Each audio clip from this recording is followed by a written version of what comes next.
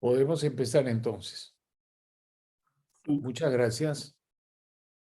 Con las disculpas por estos 5 minutos de atraso, pero que ha permitido tener a las personas que están programadas, han programado su tiempo.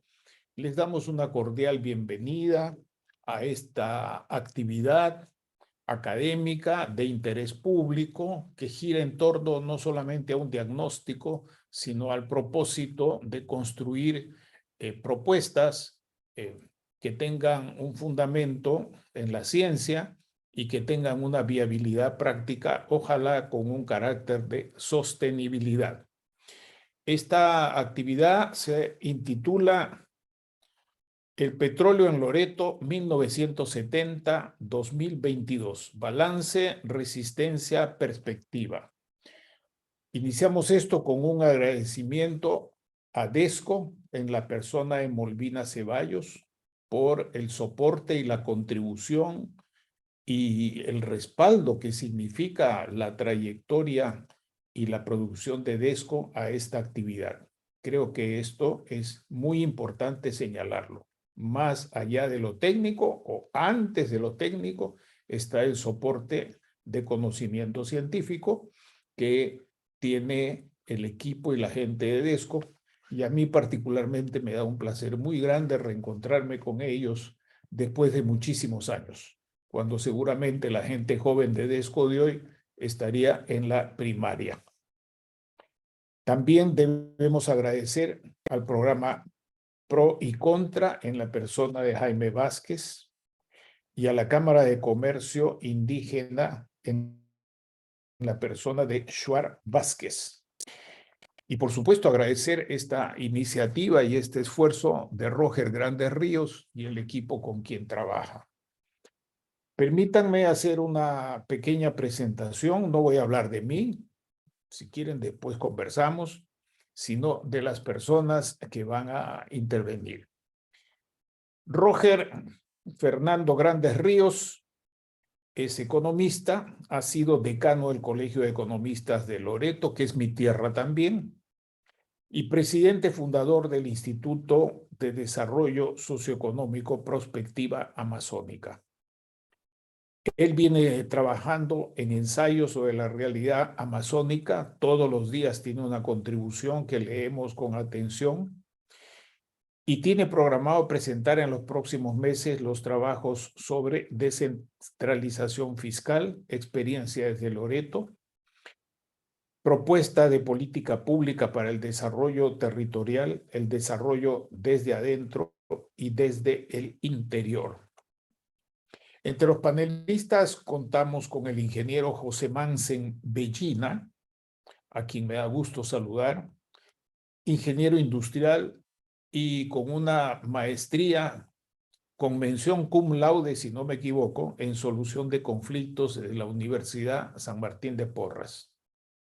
Tiene más de 40 años de experiencia en la industria de hidrocarburos. José tiene por propósito, siempre que hemos advertido y asistido a sus presentaciones, ayudar a poner pie a tierra en las cosas. Ha trabajado exitosamente en empresas en Petroperú, en la Dirección General de Hidrocarburos de Energía y Minas. A través del PNUD también ha hecho servicios importantes en Ociner, en Solgas y en la compañía operadora LNG del Perú. También en Hunt Oil, Barrett Resources y en la sucursal del Perú. Yo le conocí, me reencontré con su trayectoria cuando él estaba en Perenco, en una actividad muy importante y muy delicada. Se dedica pues a temas de petróleo y gas. Es docente en la maestría de solución de conflictos de la Universidad San Martín de Porras que he mencionado y es actualmente gerente de la empresa consultora Beyond Achievement SAC, BASAC. Presento ahora a Juan Manuel Saldarriaga Vázquez. Él es periodista de economía y negocios del diario El Comercio, especializado en minería, hidrocarburos y energía. Ya vamos a invitarle a nuestro grupo de energía también. con esa presentación. Yo creo que va a tener más chamba, más trabajo. Desde el 2013 está en esta actividad hasta la fecha. Ha sido editor del periódico Mundo Minero, de la sección Economía del diario Liberación y de diversas publicaciones técnicas.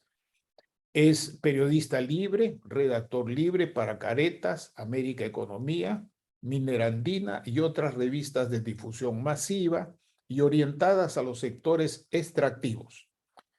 Sería preferible decir industrias extractivas, no es una cuestión semántica solamente. Estudió Economía y Ciencias de Comunicación en la Universidad de Lima. Finalmente, contamos con mucho placer con el economista Juan Lavado Abanto.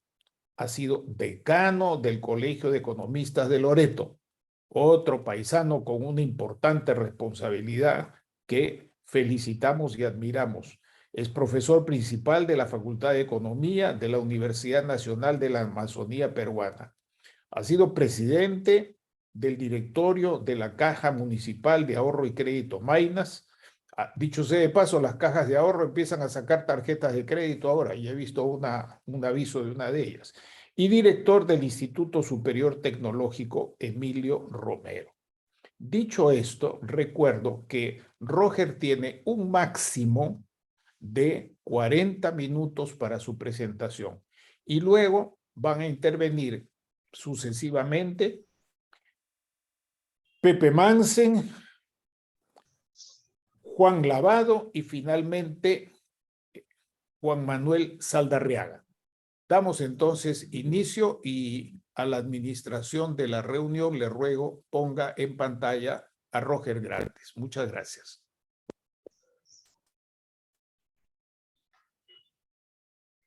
Listo. ¿Qué tal, amigos? Buenas noches. Soy Roger Grandes desde aquí de Iquitos. Compartimos hoy, día martes 23, un documento bastante importante un documento de trabajo importante, pero nos dedicado a DESCO para que comience con la proyección de las 26 láminas que hemos preparado para hoy día, ¿no? Es bastante interesante en cuanto a números y resultados y espero que podamos estar en los 40 minutos que me corresponde, poner todo lo que deberíamos conocer y saber. Primera lámina, por favor. Esta es la portada del libro, en realidad, es un poco de cómo podríamos poner en una imagen todo lo que se ha podido escribir en el transcurso de estos 5 y 6 meses que nos ha podido desarrollar y procesar información. La siguiente lámina, por favor. Lo que vamos a presentar hoy día son los principales resultados, es el contenido del documento, son 6 capítulos, ¿no? Le damos una chequeada, primero cómo ha sido Loreto en la década del 60, casi como una línea base que tenemos que poner ahí. Al final terminamos con cómo ha crecido Loreto en la década del 60 y rápidamente comenzamos a ponernos en camino, en trayectoria en la década del 70 y hacemos un análisis largo hacia el 2022, que ha sido el primer semestre. Territorios condenados está referido básicamente a los impactos ambientales que se ha tenido y luego vamos a conversar sobre los indicadores que se ha trabajado respecto a los indicadores de vulnerabilidad en ese territorio. Conflictos o compensaciones y control territorial básicamente habla sobre cuándo se iniciaron los conflictos en Loreto, ¿no?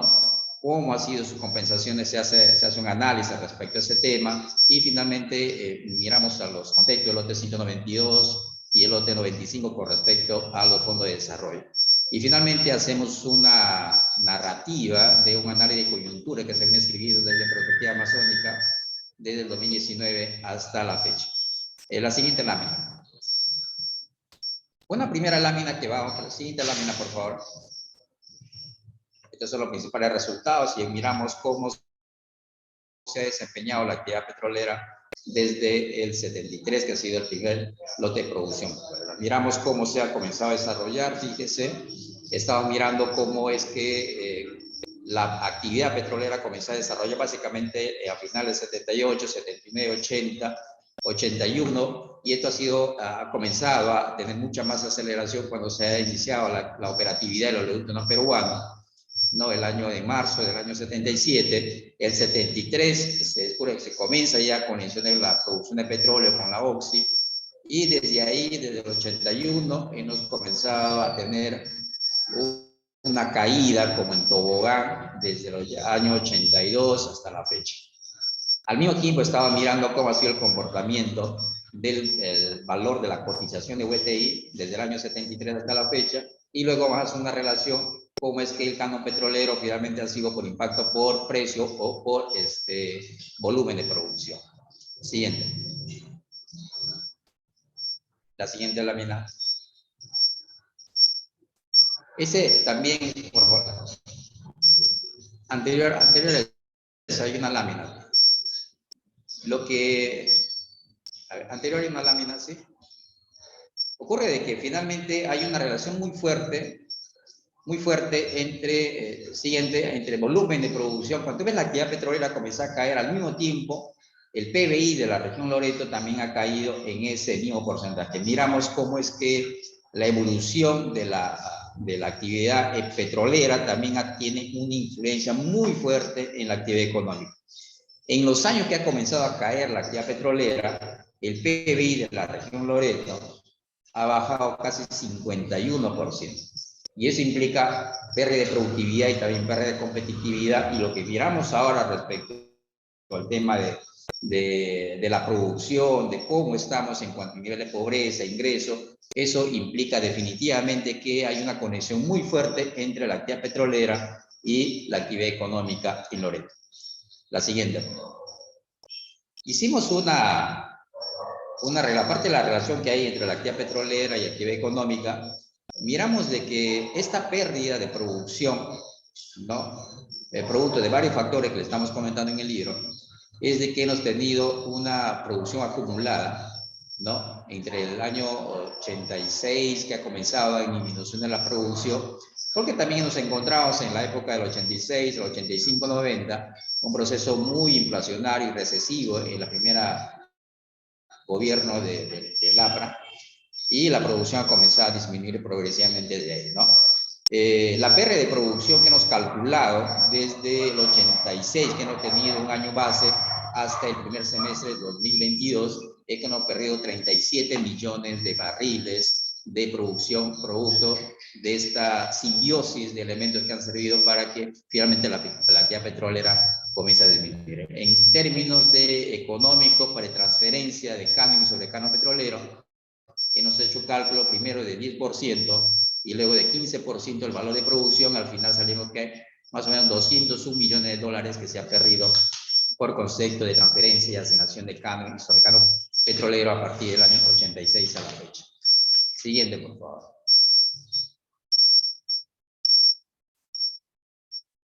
La siguiente lámina.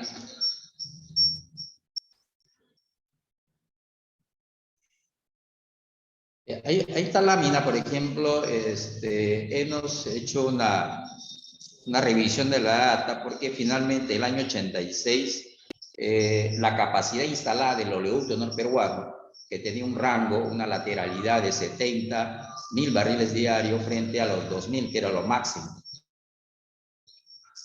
Entonces, cuando miramos esa bajada de la actividad de producción, encontramos que el año 1998 es donde que llega a su nivel mínimo de producción. En el año 82, 79, 81, 82, ¿no? Hemos llegado casi al 67% de la capacidad instalada u operativa del oleoducto peruano. A partir del año 98, prácticamente el oleoducto no peruano ha sido subutilizado y tenemos 24 o 25 años en esas condiciones. De hecho, que definitivamente 25 años que no ha sido bien utilizado, y los efectos climatológicos, por estar tendido un tubo en una situación en el caso de la Amazonía, en el caso de Loreto, una situación muy complicada en términos ambientales, ha afectado tremendamente la actividad petrolera. Esta tiene un efecto colateral, el tema de los costos de producción de transporte, que en el año 79, 80, 81 costaba más o menos $1.10 el costo del oleoducto, ¿no? Y llegaba finalmente el año 2021 por arriba de $12 el barril, ¿no? Y las afectaciones que está subiendo. Siguiente, Roger, discúlpame, Roger, te ruego me disculpes. Por favor, chequea si tienes algún otro aparato, porque hay un sonido agudo, un pitillo. Si no hay nada, continúa. Debe ser algo inevitable. Gracias. Ya. Parece que hay un acoplamiento acá con Juan, pero también nos encontraba alguna información. Por ejemplo, nos encontramos con una de las caídas que ha tenido la actividad petrolera, ¿no? La producción de la actividad petrolera se ha notado fuertemente a partir de 90, cuando hay un traspaso de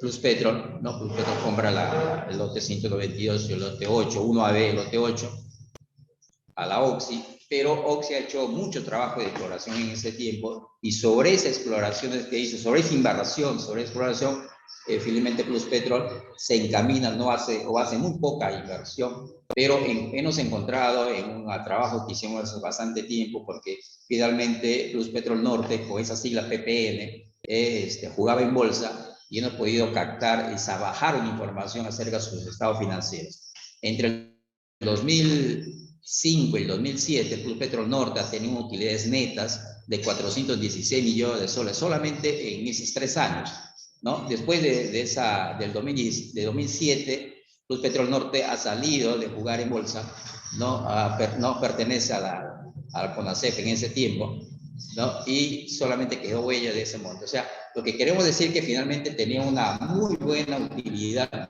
pero esa utilidad no ha servido para que haga inversión en nuevas exploraciones de pozos. Lo que hizo es derivar esos fondos hacia sus nuevos lotes o producción que estaba entrando ya el gas de Camisea. Siguiente, por favor.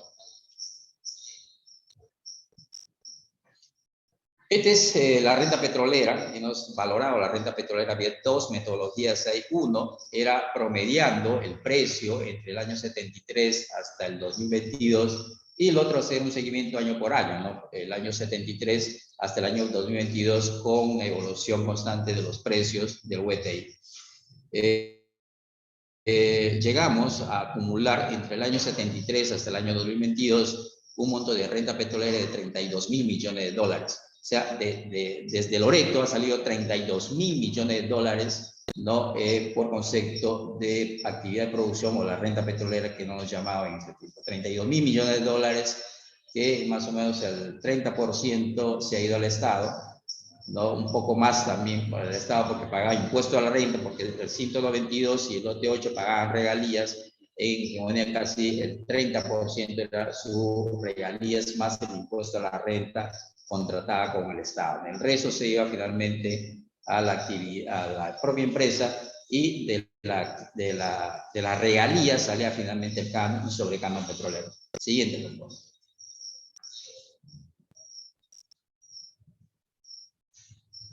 Bien, acá hemos hecho un cálculo acerca sobre cuánto ha sido la transferencia o las asignaciones que ha tenido Loreto por concepto de canon y canon petrolero.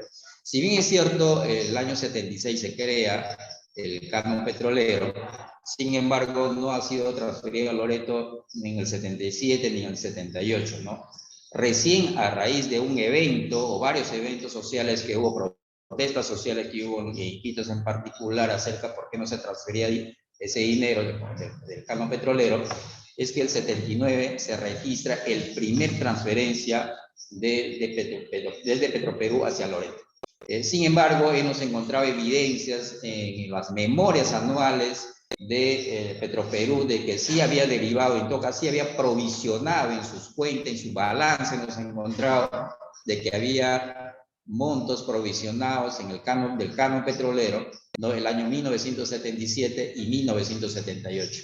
No sé qué se hizo con ese dinero. Finalmente el 79 es donde que se consolida el primer transferencia, y desde ahí hemos acumulado en términos de dólares, ¿no? La cantidad de 2.174 millones de dólares que ha recibido Loreto entre el año 79 hasta la fecha. Lógicamente que hemos hecho el parte del 10%, luego el 15%, pero no solamente es el canon petrolero por producción, sino también le hemos calculado el canon petrolero por impuesto a la renta que desde 2013 le asignan a Loreto, ¿no? Siguiente, por favor. Una siguiente lámina nos va a distinguir finalmente cuánto ha representado, ¿no?, el canon petrolero versus la renta petrolera. Finalmente, cuando comparamos cuánto ha sido la transferencia por concepto de canon por producción y canon por impuesto a la renta, el monto está ahí que nos ha considerado, y si le comparamos con la renta petrolera, finalmente llega a 6.8% del total que se ha recibido. O sea, no siquiera ni el 10% ni el 15%, simplemente como mínimo debería ser 10%, pero finalmente la cifra que nos han logrado obtener de datos oficiales es que de la renta petrolera la ha transferido Loreto el 6.9%. Siguiente, por favor.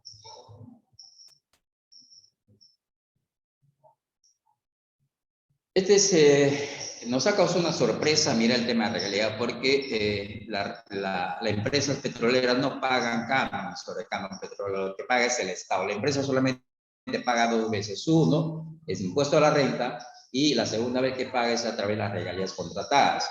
De las regalías contratadas finalmente se transfiere, lo que valoriza es el Perú Petro, y finalmente hace la asignación en función de unos indicadores que luego vamos a presentar, y de ese valor comienza a hacer la distribución.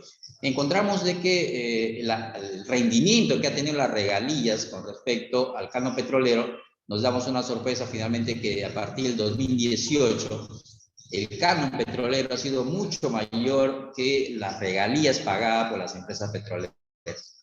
Y eso porque finalmente salió el lote 192, salió el lote 8, y a partir de ese momento comienza a disminuir, en todo caso, el rendimiento de la regalía ha sido mucho menor que las transferencias por concepto de pago. ¿Y eso por qué? Porque finalmente en la ley de canon te habla de que la transferencia del canon petrolero va a estar en función del valor bruto de la producción. Entonces el valor bruto es 15%, pero a partir del 2018 las empresas, tanto el Perenco, el lote 67 como el lote 95, ¿no? Los montos que se transferían eran mucho menor que lo que se transfiere por concepto de canon sobre canon petrolero. La pregunta es quién está pagando finalmente el canon, ¿no? Se supone que es el gobierno nacional, porque sacaría del impuesto a la renta y también sacaría del impuesto general a las ventas que finalmente paga la industria petrolera en su totalidad. Siguiente, por favor.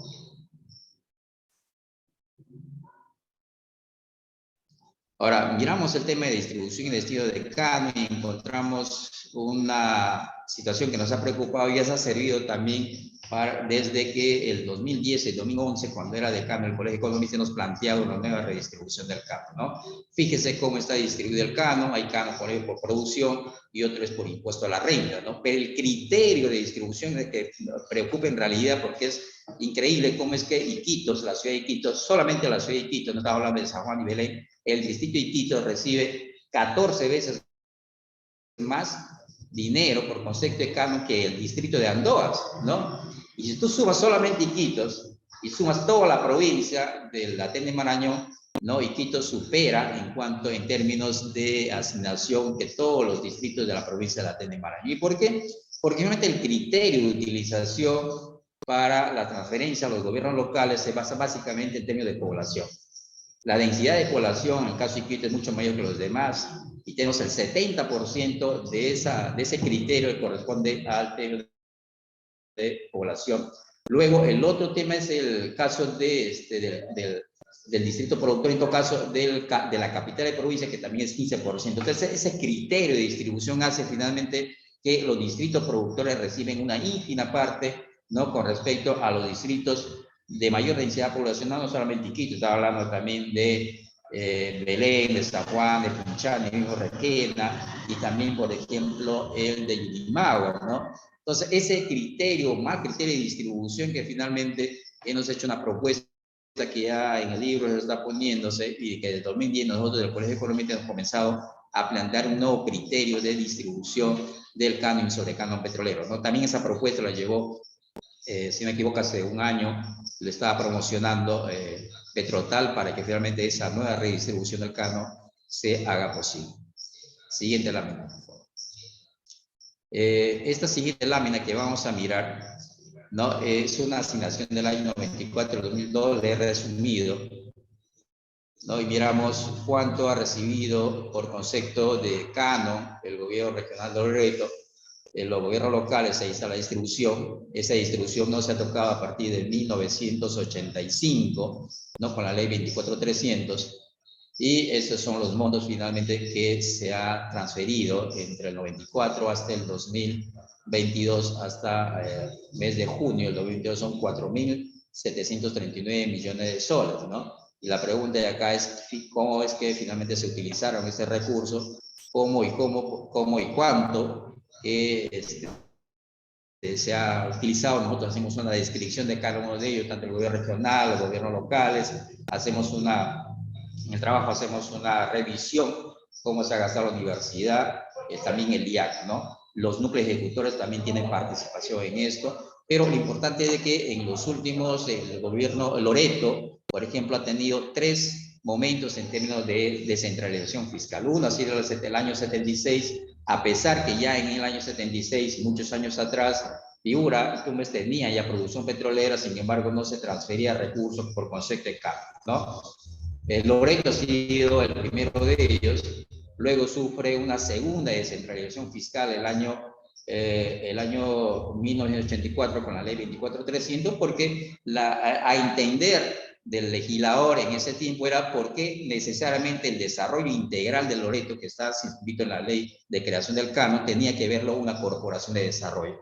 Porque si hablamos de integración de desarrollo de un territorio, tienen que intervenir también los gobiernos locales, ¿no? Y verdad, le incorpora a los gobiernos locales, le incorpora también al IAC, le incorpora también a la academia, ¿no? Y en el gobierno regional también, de hecho, que los créditos se agarran como un apalancamiento de la economía rural y finalmente los núcleos ejecutores, ¿no? Entonces, esta es la segunda, en el año 85, con inicio a partir del año 86, con la segunda descentralización fiscal, y la tercera descentralización fiscal se produce en el 2006, con el movimiento que hubo en la batería de Doriza, y en octubre se firma este decreto de urgencia, ¿no? Con respecto a los núcleos ejecutores. ¿Y por qué de núcleos ejecutores? Porque finalmente se llegó a determinar que el gobierno nacional, con ese armatostote de intervenir en suelo rural, ha sido imposible hacerlo por su metodología, por su lentitud, gobierno regional igual y gobierno local es igual. Entonces le dijo, bien, a partir de ahora, un porcentaje, al principio era 5-5, tanto el gobierno regional como el gobierno local, pero a partir de 2010 ya le asigna el 10% al gobierno regional para que forme los núcleos ejecutores, ¿no? ¿Para qué? Para que las mismas comunidades designen por ellos mismos a través de su prioridad, que pueden ellos a través de asamblea o con sus planes de vida. Y sus planes de vida finalmente es decir qué es lo que quieren la necesidad, los centros poblados. Se ha transferido, y ahora vamos a mirar una lámina más posterior, cuánto ha sido esta distribución, esa asignación que dieron como núcleos ejecutores. Siguiente, por favor.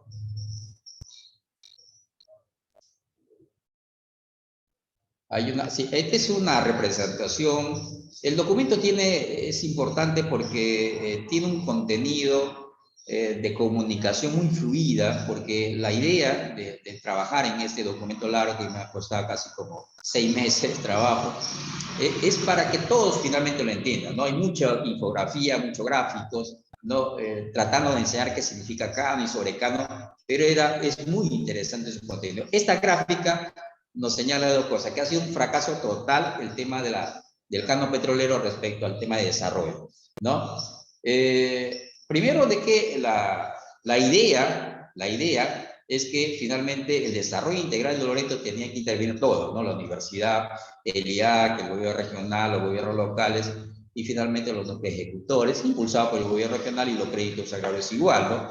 Pero cuando comenzamos a chequear, si algún momento hubo un enlace, un matrimonio entre el gobierno regional y los gobiernos locales. Cuando queremos mirar esa unión, no existe. Nunca ha existido una unión para ver cómo fortalecemos y cómo caminamos juntos, y qué cosa preparamos como desarrollo y cómo intervenimos allí. No hubo ese enlace.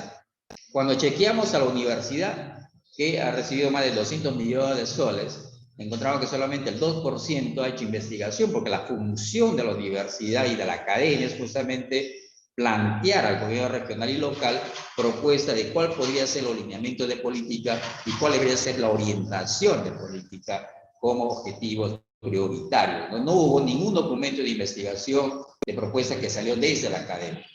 El IAC, por su parte, se ha hecho mucho trabajo en su plataforma. Casi el 96% de lo que se ha transferido al IAC ha sido en bienes y servicios. Y los bienes y servicios porque en realidad ahí es donde se hacen las investigaciones, pero el IAC tampoco no ha tenido una relación de matrimonio con el gobierno regional. Se supone que al momento de crearse el IAC el año 81 sí, estaba en una constitución determinada, en el artículo 120 de la constitución del año 79, le daba esa facultad y también una propuesta de cómo la IAC puede intervenir en un proceso de desarrollo agroindustrial. Eso tampoco no ha servido para nada en términos de que esa investigación salía desde la plataforma del IAC, no se incorporaba a los planes de desarrollo locales concertados. En el caso de los créditos agrarios, se ha visto entre el año 2004 hasta el 2014 un rapidísimo movimiento de dinero. Estamos hablando de 126 millones de soles que se ha transferido a los créditos agrarios. No ha dado resultados, al contrario, toda esa nómina de asociaciones que se han formado para acceder a los créditos agrarios sin tener una visión cuál es la prioridad y en qué zona tenemos que intervenir, han sido y están ahorita en problemas porque están como deudores morosos. A partir de 2015 para adelante, el gobierno regional, tanto de Fernando Meléndez como del señor Eliro Ochoa, a excepción de este marzo, donde que se dio 4 millones de soles para cuestión de pesquería, no ha sido utilizado este fondo. No es que ese fondo es intangible, si bien es intangible, pero se ha utilizado para otras horas, ¿no? Porque también en su marco de creación no solamente era para créditos agrarios, sino también para impulsar, apoyar infraestructura. Ahí se han hecho, por ejemplo, en algún momento se ha utilizado para la carretera de Iquitos-Nauta, se hace obra con este monto que no se ha movido para créditos agrarios, pero se ha hecho mercado, no vía de acceso, pero se ha utilizado. Roger, 9 minutos. Eso es finalmente cómo lo que se ha gastado. Roger, tienes... Siguiente, por perdona favor. la interrupción. Tienes 9 minutos más. A ver, pasamos adelante, por favor. Seguimos adelante, ya no nos da mucho tiempo. Este más o menos es el esquema, ¿no? Seguimos, por favor, donde que finalmente el gobierno regional ha tenido dos periodos, ¿no? Un primer periodo donde que se ha gastado en inversiones, en realidad estaba la carretera, el PETAR, pero a partir de 2015, con la caída del canon petrolero, ya los gobiernos regionales se reacomodaron, ¿no? Y más gastaron en gastos corrientes que gastos y en gastos de deuda por pago de deuda. Poco ha sido inversión en realidad. La norma legal de creación del canon petrolero no te exige al gobierno regional que tiene que gastar en inversiones. Vamos a la parte final, por favor, de lámina. Vamos siguiendo, ya estamos terminando. En realidad son 26 páginas. El PPT, la presentación que estamos mirando, lo vamos a entregar el día de mañana a todos los participantes. Este es de los territorios condenados. Hicimos una revisión acerca de cuánto ha sido el impacto del valor económico de los impactos por la actividad petrolera, ¿no? Tenemos 1.871 sitios impactados, le damos un valor, 12.000 millones de dólares cuesta remediar todo esto, estos impactos ambientales, que significa más o menos un 29% del total de la renta petrolera que se ha generado por Loreto, y es mucho mayor, casi 4 veces más o 5 veces más de lo que ha recibido Loreto por transferencia de carga. O sea, la transferencia de carga es mucho menor que los sitios impactados, no valorizados a esta fecha. Hicimos otra información adicional que también está en el documento. Siguiente, por favor. Llegamos a una lámina, siguiente lámina. Bueno, tenemos los conflictos territoriales, estamos hablando del lote 122, el Fondo de Desarrollo con el lote 2.5%, se firmaron en el acta a fines de junio. En el caso del lote 122, ahí está el acta. En el caso del lote 125 se incorporó a su contrato y estamos esperando finalmente que el lote 95 Petrotal ingrese a modificar el contrato en esos términos. Parece que hay un problema con Perú Petro allí, ¿no? Y finalmente terminamos con una siguiente lámina que habla de una digamos, transformación del nuevo esquema de reparto del canon y sobrecanon petrolero. En caso de los núcleos ejecutores, hay una modificación que estamos incluyendo porque no es posible de que los núcleos ejecutores, las personas, los que pueden hacer inversiones en, por ejemplo, en infraestructura educativa y también en salud, no se le da transferencia, estamos en los resultados, y ahí estamos viendo en el planteamiento que está en el libro, estamos viendo una descripción detallada de lo que va a hacer. Los créditos sagrados estamos promoviendo el tema forestal porque no solamente el tema territorio, no solamente es el tema de agrario, pecuario y pesquero, sino el tema forestal porque hay una propuesta que está desarrollando en el libro para que finalmente haya un impulso en los 25 distritos del circuito petrolero. Le hemos sacado un poco, le hemos reemplazado al IAC por los institutos tecnológicos, la universidad, los institutos tecnológicos, y en el caso del IAC que estamos incorporando al Instituto de Innovación Agraria porque necesitamos otro tipo de tratamiento para un proceso de desarrollo más interesante. En el caso del gobierno local estamos pasado de 40 a 60% con una nueva metodología de indicador y de índices para una distribución mucho más justa. Eso es todo, José, nos ha acelerado el proceso. Yo mañana le estamos entregando, distribuyendo este PPT. Roger, según mi cálculo, puedes comentar algo más durante 3 minutos y medio. Así es que aprovéchalos si quieres añadir algo para no hacer un corte tan brusco, algo que consideres importante, que se te haya quedado, que quisieras aprovechar en estos 3 minutos de tu tiempo. Claro, el tema del trabajo que estamos haciendo a través del cuadro regional de investigación, que ese es el número 1, es que queremos que esta propuesta, este estudio que se hace desde Loreto, es lo primero que ha salido desde acá, es que la población entienda qué significa canon, qué significa sobrecanon, y qué implica transferencia de dinero, y qué implica, por ejemplo, hacer que este recurso finalmente no sea una maldición, sino sería una bendición, porque no lo hemos utilizado adecuadamente. Cuando miramos los resultados en términos de desarrollo económico, en términos de sociedad, en términos de movimiento, ¿no?, de dinámica, encontramos solamente una cosa. En caso, por ejemplo, de Loreto, tenemos una estructura productiva, una economía anclada en actividades extractivas. Pues decimos de que la actividad petrolera o la industria petrolera tiene una fuerte influencia en la economía regional. Hemos perdido casi el 51% desde que hay un descenso de la actividad petrolera, y eso definitivamente marca un hecho importante, porque si la tendencia, hicimos un cálculo ahí en el libro, el PPT también, cómo sería la tendencia en los próximos años si es que la economía no cambia, no se transforma.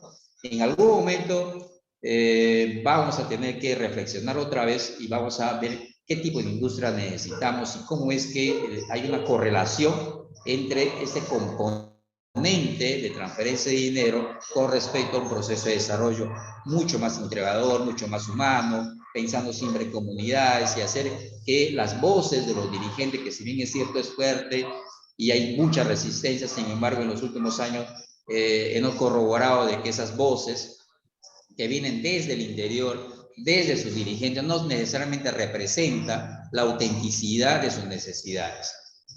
Ha pasado 51 años de actividad petrolera y en realidad la situación que pasa en el territorio de las comunidades es increíble. Hemos hecho unos índices acerca sobre la vulnerabilidad. No solamente el tema del valor económico de los sitios impactados, le llamamos BESI nosotros, que son 12.000 millones de dólares, pero hicimos sobre varios indicadores unos índices de vulnerabilidad, ¿no? El acceso, no es posible, por ejemplo, de que los jóvenes de a los 25 años, de los distritos productores, no de los 25 distritos productores que están en el plan de cierre de brecha, solamente están en aula 3 o 4 años, ¿no? Cuando deberían estar como mínimo 10 años. Si Quito tiene 12 años, de los chicos que están 25 años han tenido 10 años o 12 años han tenido acceso a la educación.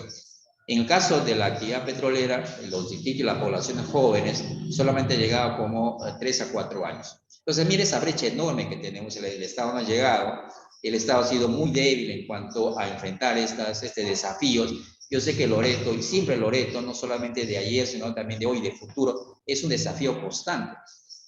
Es un desafío porque te dice, mira, aquí está la biodiversidad, aquí está la riqueza natural, ¿cómo lo sacamos, no? Sin embargo, cuando miramos el entorno de esa riqueza natural, encontramos una pobreza enorme, porque ese joven, esa mujer, ese campesino, ese productor, ese hombre que habla 27 lenguas nativas en ese espacio completo, en realidad necesita políticas públicas adecuadas a su permanencia, ¿no? No hemos creado políticas públicas desde el gobierno nacional y del gobierno central. No sabemos, en realidad, cómo intervenir en la zona de frontera, no sabemos cómo intervenir en comunidades nativas y campesinas, y tampoco no sabemos intervenir en políticas públicas claras para acercarnos mucho más a las necesidades de la población. Va a seguir todavía los conflictos, estoy seguro que va a seguir los conflictos, las necesidades, a pesar que hay un plan de cierre de brecha de 6.000 millones de soles, ahora la ha transferido a los gobiernos locales, ¿no? 200 millones de soles a partir del 2023 adelante, en los próximos 20 años. Sin embargo, hay un tema importante que tenemos que ver, y eso también lo describimos en los artículos y en el libro, es de que hay los núcleos dinamizadores. Me parece sumamente importante de que si no activamos esta propuesta que es el plan de cierre de brecha, que también nosotros observamos en los documentos, en el libro que saca el Banco Interamericano de Desarrollo, de que son estos núcleos dinamizadores, le llaman corredores económicos. Estos núcleos dinamizadores, mientras no se activen, y hay tiempo para hacerlo, va a ser bien difícil de que el gobierno nacional o el gobierno regional aplane la conflictividad en el territorio indígena. Yo creo que tenemos desafío, y eso, si esperamos al gobierno nacional, va a ser imposible que pueda hacer. Si le esperamos al gobierno regional en estas nuevas elecciones, con estos mismos candidatos, vamos a tener resultados pobres en realidad. Esa es una reflexión final. Gracias, Roger. Atrapados. Sí, bueno, yo creo que con eso terminamos. Yo estoy demasiado tiempo acá. Gracias, Roger. No atrapados sin salida, pero sí atrapados buscando una salida. Ahora, máximo 10 minutos de comentarios del ingeniero José Antonio Mansen Bellina.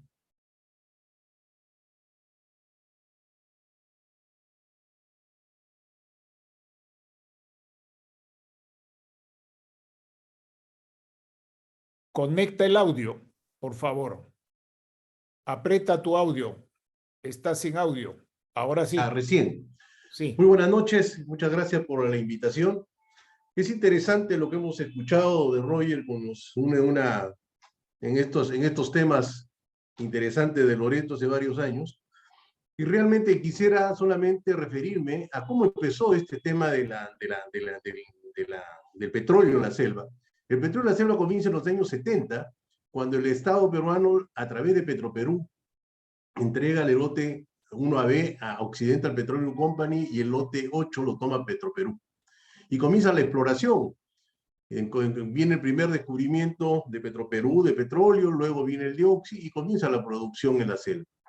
Lógicamente, todo el mundo, cuando hablamos de petróleo en la selva, todo el mundo se refiere a la contaminación y a los conflictos.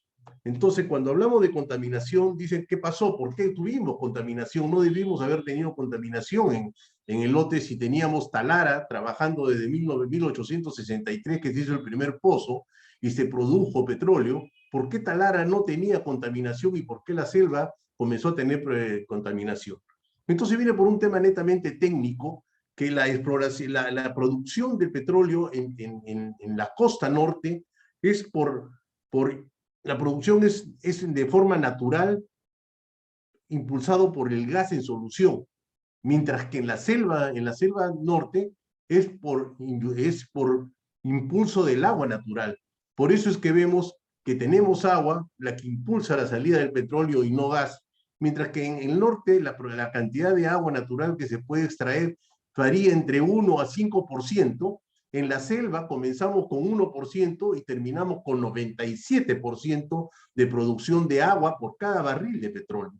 Entonces la gran cantidad de agua se le vino de esa manera. El tema del manejo del agua fue totalmente, no fue la mejor opción, ¿no? De verterla, tirarla sobre los ríos y lagos, que contaminaron esto por la cantidad de metales pesados que contenía y los productos químicos que se usan normalmente para sacar el petróleo. Eso generaron esta contaminación que hoy le llamamos pasivos ambientales y que acaba de comentar Roger, que necesitamos más de 11.000 millones para poder remediar estos pasivos ambientales. Entonces, ahí tenemos una razón por la que empieza todo el problema que tenemos en la selva. Entonces, después de esto de acá, de que tenemos cómo se entregó, estos lotes fueron entregados y nadie conocía a quién se le entregaba. Se entregó los lotes como terrenos seriazos, sin saber qué comunidades existían, ni qué cosa, quiénes sabían, quiénes estaban ahí. No habían autoridades, no habían hospitales, no habían escuelas, no había conocimiento de quiénes estaban ahí. Y quienes conocían no eran las personas que entregaron estos lotes.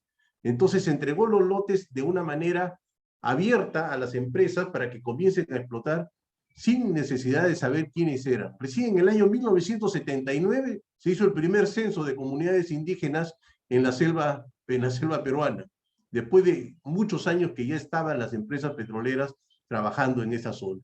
Entonces, solamente para tener una idea de lo que se pasó, simplemente no se respetaron que existían comunidades en estos lugares. Esta afectación, lógicamente, ha generado, el canon ya no vamos a hablar, el canon lo ha referido Roger de forma muy didáctica de qué es lo que estamos, pero gran problema que tiene actualmente la selva, y que cuando hablamos de selva hablamos de contaminación, ¿no? Y el uso de las tierras. En primer lugar, el reconocimiento de las comunidades nativas o indígenas viene de la Constitución de 1920. Sin embargo, para que los señores de estas comunidades puedan hacer algún trámite legal, tenían que inscribirse en el Ministerio de Agricultura, en una dependencia, para poder ser reconocidos como comunidades nativas, para poder hacer gestiones para lograr ser reconocidos y tener. El Estado nunca se ocupó de ellos, ¿no? Inclusive las tierras que han tenido hasta ahora, el 22.7% de las tierras no son reconocidas como tierras de tenencia de las comunidades.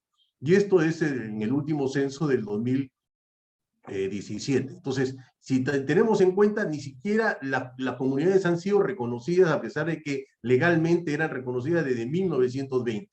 Entonces, aquí tenemos un problema de políticas públicas que han afectado a estas comunidades, y que esto es lo que han venido, y cuando ellos se sintieron con que sus tierras fueron ocupadas por las compañías que no fueron, nunca se les pagó nada por estas tierras. En los últimos años ha habido, si podemos revisar los reportes de la Defensoría del Pueblo, los reportes de conflictividad, de conflictos mensuales, podemos ver cómo ha sido todo el recorrido de reclamo de las comunidades desde 2004 que aparecen estos reportes, para pedir que les reconozcan el derecho a sus tierras y les paguen por el uso de sus tierras, que nunca fueron reconocidos. La única empresa que ha reconocido el uso y contaminación de la tierra ha sido Occidental Petróleo, en un juicio que se produjo en la Corte de Los Ángeles, y que hizo un acuerdo extrajudicial, y se generó un fideicomiso con 5 comunidades que están en la zona que fueron afectadas. Eso es parte de otra cosa. Sin embargo, el conflicto ha continuado y continúan los conflictos, el reconocimiento de las comunidades y de los impactos. Sin embargo, aquí deberíamos hacer un paréntesis y decir qué cosa ganaron las comunidades de donde se extrajo el petróleo. Las comunidades de donde se extrajo el petróleo no han ganado absolutamente nada. No tienen baños, no tienen agua potable, no hay saneamiento, los territorios no han sido totalmente legalizados, no tienen energía eléctrica, el transporte, la salud y la educación prácticamente es deficiente, ¿no? Y si hemos denudado en el país el problema del COVID y la gran falencia del sistema de salud que tenemos en el país, se imaginan que allá no hay ni siquiera médicos, allá existen técnicos de salud, enfermeras o enfermeras a veces en algunos sitios, y abastecimiento de medicinas no hay. Entonces, eso es lo que salieron tantos millones de Loreto, que sin embargo eso no ha sido un beneficio para las comunidades. Lo que decía Roger, que Iquitos tenía mucho más renta que el resto de distritos. Sin embargo, las comunidades de donde se extrae el petróleo no tuvieron ellos ningún tipo de beneficio de lo que ha tenido el Loreto. Dice uno de los autores que dice de Loreto, dice que más se utilizó el dinero del Cano en la parte urbana que en la parte rural o de las comunidades ribereñas, o la parte de las poblaciones ribereñas o las partes rurales. Entonces, el producto de este Cano, que debió haber sido un beneficio, no les llegó a las comunidades y por eso se plantea, y estamos de acuerdo en plantear un cambio de este tipo de uso del Cano. Otra de las cosas ha sido las protestas que han habido. Con el cierre de brechas que ha hecho todo un estudio, lo ha hecho la PCM en el año 2019 y que fue aprobado un diagnóstico, el plan de cierre de brechas, se ha hecho todo un diagnóstico de una entidad del Estado, en la cual se ha podido determinar que se necesitan 6.000 millones de soles para poder hacer el cierre de brechas. Sin embargo, ya tenemos, como decía Roger, 11.000 millones para poder remediar solamente los impactos. O sea, más es lo que se ha obtenido de Cano, es la paradoja, que es lo que se necesita para poder cerrar y tener el cierre de brechas. Y ese cierre de brechas le corresponde al Estado. El Estado es el gran responsable de que las comunidades no hayan tenido las condiciones de vida básicas que puede tener una población. Hablando de cierre, Pepe, hablando de cierres, tienes 2 minutos para redondear. Perfecto. Entonces, y no dejarnos con una brecha. No, el cierre de brecha tiene que suceder, ya hay una norma que van a dar 200 millones anuales, se esperaba de que sea el diagnóstico y el plan de cierre de brecha era hacerlo en 6 años, pero eso va a ser imposible y tenemos que trabajar mucho más en remediar y es el Estado el gran responsable junto con el gobierno regional y las políticas públicas que se necesitan para poder impulsar a Loreto salir de donde generó mucho dinero al erario público, sin embargo, ellos fueron los más afectados y lo que hemos dejado a Loreto es afectación, pero también esa afectación es por la pésima gestión que han tenido las políticas públicas y las autoridades, tanto del gobierno regional, tanto del gobierno, los gobiernos locales y el gobierno central, que lo único que ha hecho ha sido firmar actas. Se han firmado más de 3.000 actas en los conflictos que han tenido y solamente se han cumplido 1.500. 50% se quedaron en el aire y el gran problema del Estado ha sido los cambios de representantes, que cada vez que hay un conflicto va un representante, hay otro conflicto va otro representante, no existe continuidad en el Estado. Y ahora peor, en el Estado ya no existe ni siquiera continuidad, si estamos hablando de hace 20 años atrás, no ha habido continuidad en los representantes de las autoridades del Estado, de los gobiernos locales y las instituciones. Entonces tenemos que trabajar todavía, hay mucho más que hacer y creo que es una deuda la que tiene el país con Loreto, pero también esta deuda debe ser bien encaminada porque necesitamos que las autoridades tengan la capacidad de gestión de este dinero que tienen, que ya se perdió porque Loreto se quedó en espera y tenemos que seguir trabajando porque tenemos mucho más que hacer en Loreto y el petróleo puede ser una solución, pero una solución cuando está bien encaminada porque ahora sí tenemos normas que nos permiten trabajar perfectamente en forma sostenible cualquier proyecto de petróleo y con la población. Eso era todo por mi parte. Muchas gracias, Manuel. Muchas gracias, José Mansen. Muy clara tu presentación.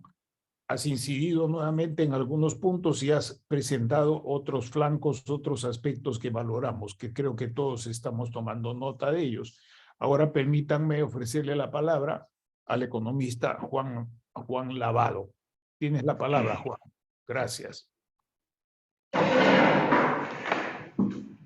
Buenas noches con todos, con el moderador de este panel, el señor Bernales, los panelistas y a mi amigo Roger Grandes, con quien nos conocemos desde que él vino de Lima con su título de economista.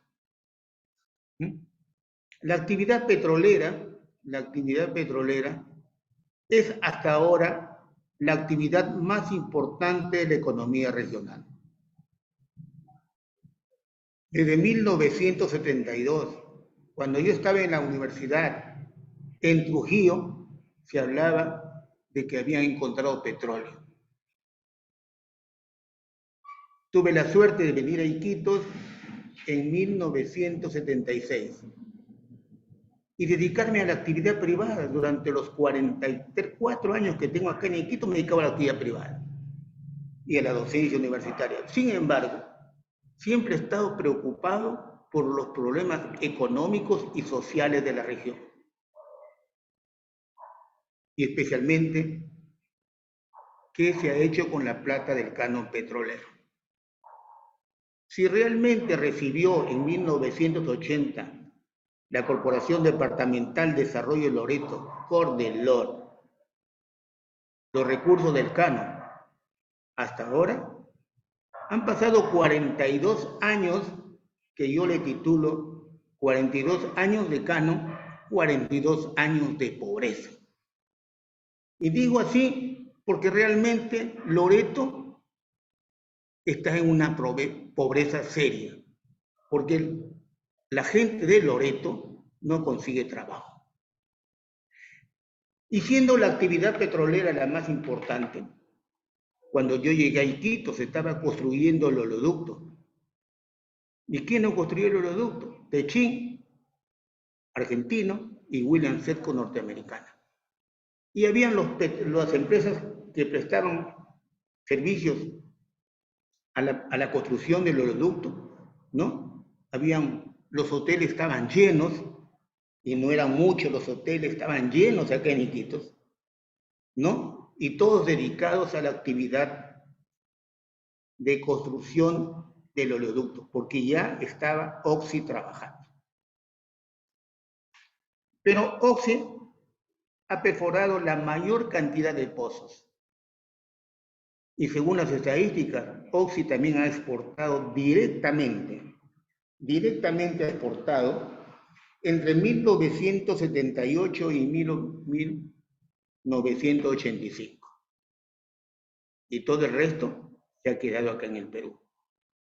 Pero Oxy, si bien es cierto, ha contribuido con el desarrollo, con las regalías, pero también nos ha dejado una zona petrolera con un montón de problemas de pasivos ambientales.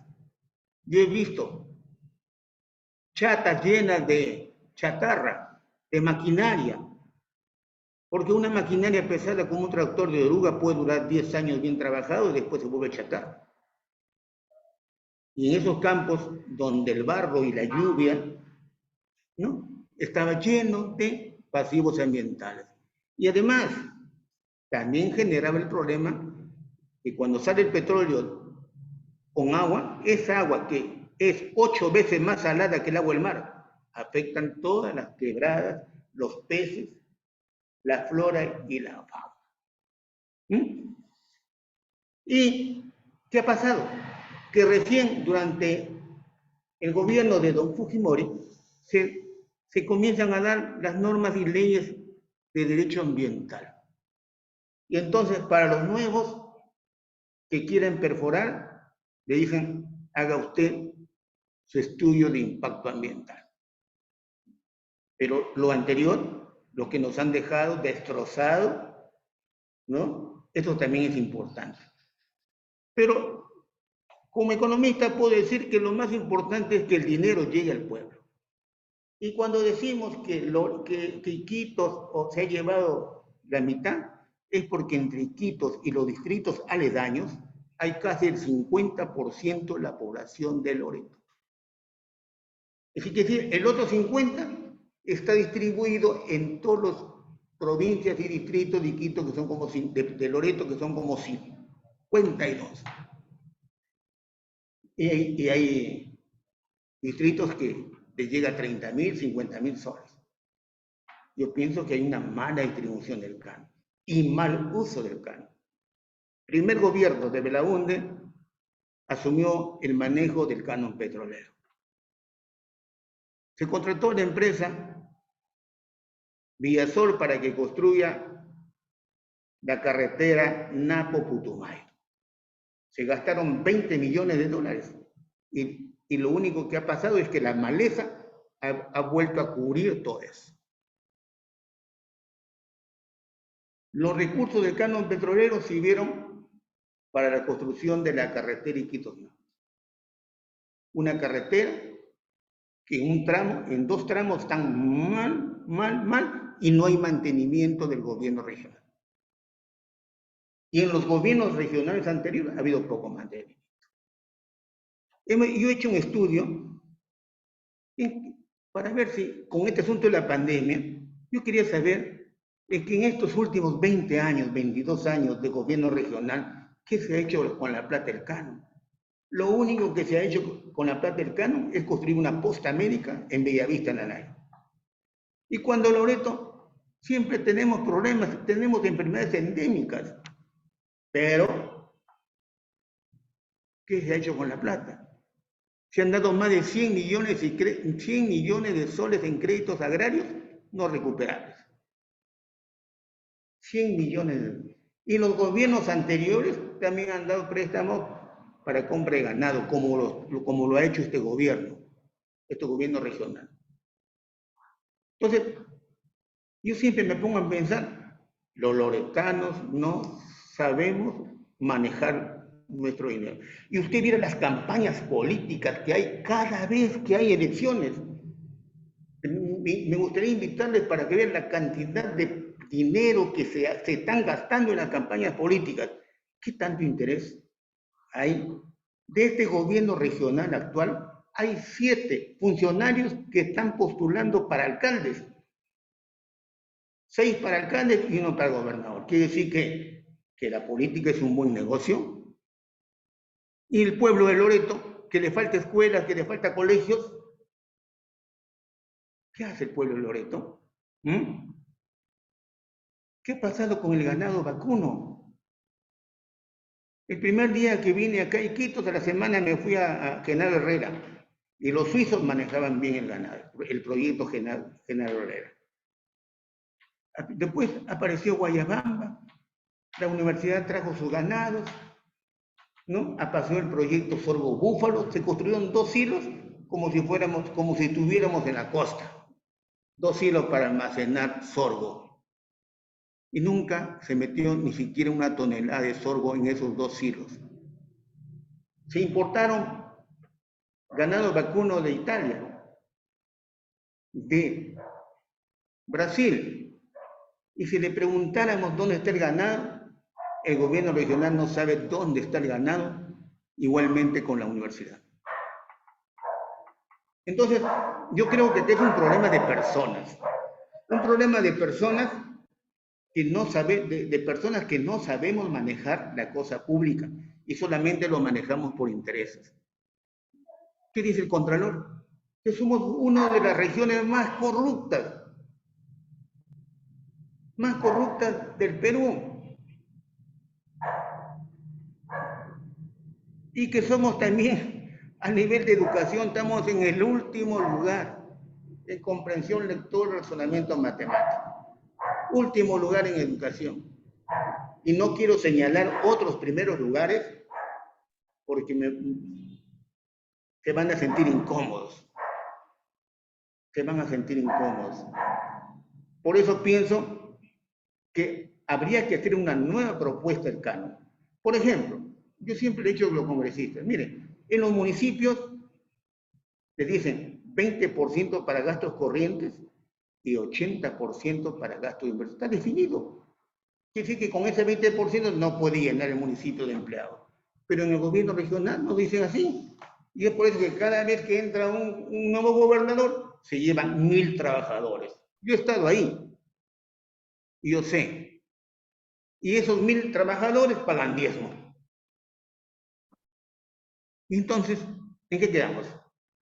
La plata del canon no ha sido bien administrada desde hace más de 40 años. Desde el año 80 que comenzó a recibirse la plata, hasta ahora. Juan, por favor, redondea. Te doy un crédito de 2 minutos para redondear tu presentación. No, 1 no, 2 minutos. No hay que ser. Ya. Ya se me fue lo que tenía que decir. No, estabas refiriéndote se ha eliminado, que no mire, la capacidad se ha de eliminado el reintegro tributario. En los regionales. Y el gobierno regional, además del canon petrolero, canon y sobrecanon, recibe dinero por la eliminación del reintegro tributario. 280 millones de soles anuales. Quiere decir que somos una de las regiones más ricas en dinero, pero que no se administra bien los recursos. Entonces, yo siempre converso con Roger, siempre. Y él conoce muy bien de cerca el asunto del canon. Yo he trabajado 20 años en la industria maderera. La industria maderera está fracasada. ¿Y quiénes fueron los que le hundieron a la industria maderera? Los del gobierno regional, que dieron guías forestales falsas, y el fiscal fue a constatar en el muelle que el 80% de la madera que se exportaba era ilegal. Entonces, no tenemos industria forestal, el asunto del petróleo estamos bajo. La única alternativa que nos queda es el turismo. Porque Loreto tiene muchos destinos turísticos más importantes que en el Perú y en el mundo. No tiene un Pacaya Samiria como lo tienen otros. Tenemos una gran diversidad biológica de bosques, animales, de todo tipo de maderas. Pero habría que conversar con esos señores candidatos a la gobernación y al alcalde. ¿Por qué gastan tanta plata para postular al gobierno regional o a la municipalidad? ¿Es negocio ser gobernador? ¿Es negocio ser alcalde? ¿Es buen negocio? Nada más, señores. Muchas gracias. Muchas gracias, Juan. Sumamente descarnada, como deben ser las reflexiones que se ofrecen en público, sobre todo con un fundamento en el estudio y en la experiencia vivida. Ahora le doy la palabra a Juan Manuel Saldarriaga Vázquez para el uso de su tiempo. Muchas gracias, Juan. Bienvenido. Muchas gracias. Gracias por la invitación. Bueno, por la deferencia para precisamente expresar algunas opiniones en este foro. Y bueno, yo quería empezar hablando un poco sobre la importancia de la industria de petróleo, sobre todo de Loreto para el Perú, porque bueno, yo veo minería y petróleo desde hace 17 años, en realidad minería hace 17 y petróleo hace 12.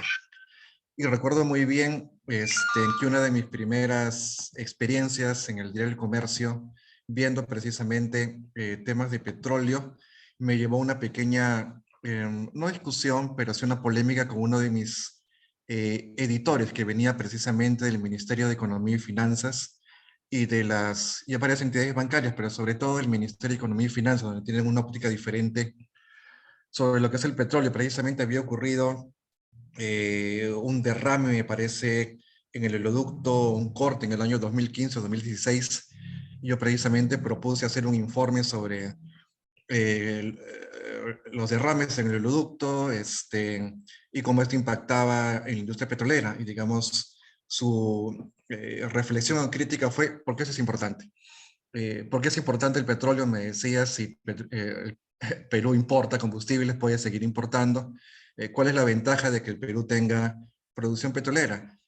Claro, yo entendía que esa era la óptica del MEF, del Ministerio de Economía y Finanzas. Ellos obviamente lo ven desde ese punto de vista, digamos, importación de combustibles es la solución. ¿Para qué refinería de Talara? ¿Para qué producción petrolera? ¿Para qué gastar plata? Digamos, en exploración petrolera, en más explotación petrolera, con los riesgos que hay. Pero claro, digamos, el punto de vista ahí es que precisamente la producción petrolera sigue siendo, pero digamos en la década de los 70 y los 80 ha sido la columna vertebral de Loreto. Y las cifras precisamente que presenta Roger Grandes lo dicen, 32.000 millones de renta petrolera. Yo le contesté, digamos, a mi editor en esa época, claro, hay que verlo por el tema de las regalías, el canon, los puestos de trabajo que la industria petrolera precisamente genera para Loreto, para Ucayali y también obviamente para Tumbes y Piura, que es una mirada, digamos, que yo veía que él no compartía. Ya andando el tiempo, fue más o menos él también empapándose de lo que es la industria petrolera, pero digamos, eso es algo que no se tiene muy en cuenta mirándolo fuera de Loreto, fuera de la Selva Norte y mirándolo desde la óptica de Lima. Uno dice, ¿y por qué es importante? Es algo tan lejano, digamos, para la capital, lo que sucede en el norte del país y en la Selva Norte, que prácticamente le ponen muy poca o poca importancia, digamos. Pero bueno, las cifras son muy fuertes y muy ilustrativas, 32.000 millones de renta petrolera. Lo curioso, claro, es que solamente el 6,79%, si no me fallan los cálculos, se trasunta en lo que es canon y sobre canon, 2.174 millones en 30 o 30 y pico de años.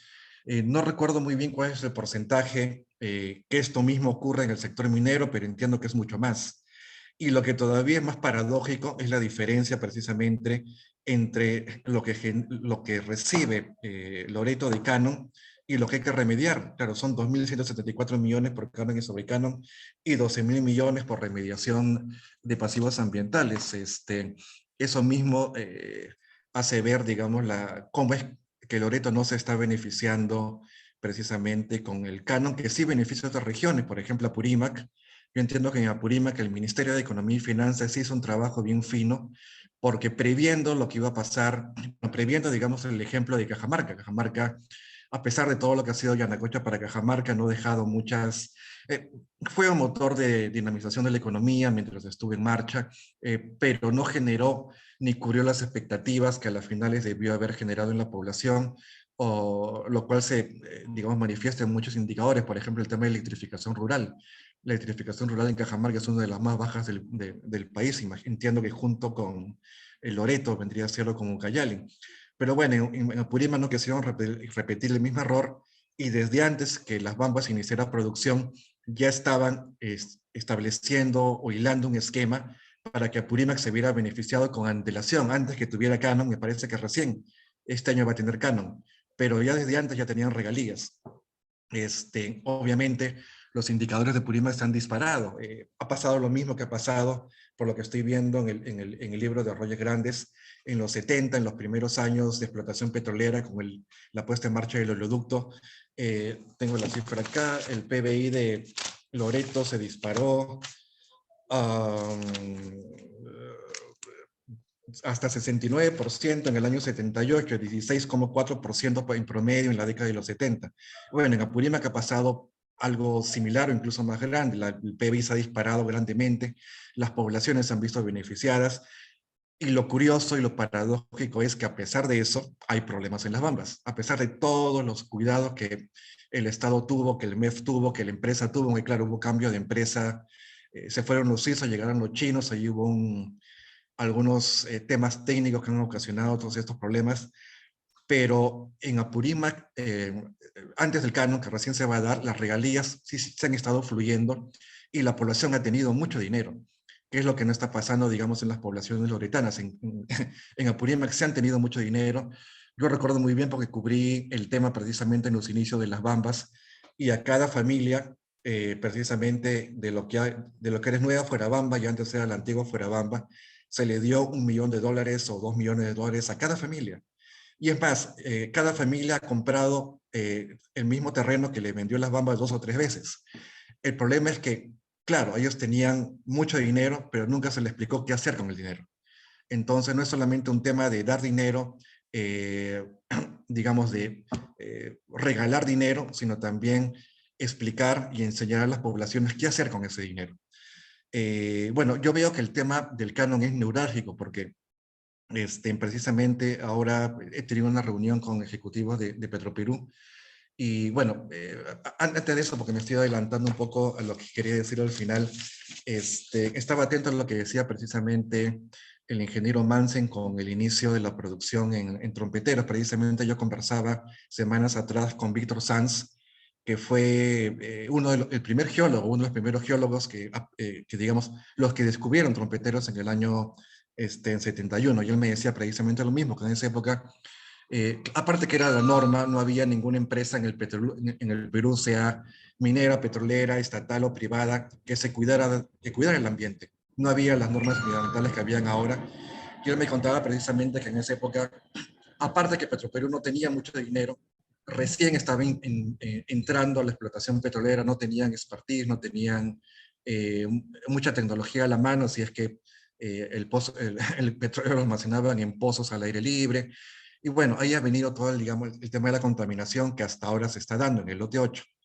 Y eso me lleva precisamente a una reunión que tuve hoy día con ejecutivos de Petroperú, y pensando en el futuro de Loreto, porque obviamente lo que ahora mantiene a Loreto son el lote 95 de Petrotal, Perenco, que tiene un potencial enorme, pero no lo puede desarrollar porque no hay infraestructura ni logística para sacar el petróleo hacia la refinería de Talara, y los lotes 192 y 8 que están detenidos. Entonces, uno de los aspectos precisamente es cómo reactivar la producción petrolera en Loreto. Yo les preguntaba a la gente de Petroperú si tenían un interés en el lote 8, y por lo que me comentaron, ninguno. Entonces, por lo que yo veo ahí, no hay posibilidad. El lote 8 podría producir, no sé, 5.000, 8.000 barriles de petróleo al día. No le veo interés a Petroperú de entrar al lote 8, tienen, parece suficiente con el 192. El lote 8 está ahorita parado, vandalizado, como el lote 192.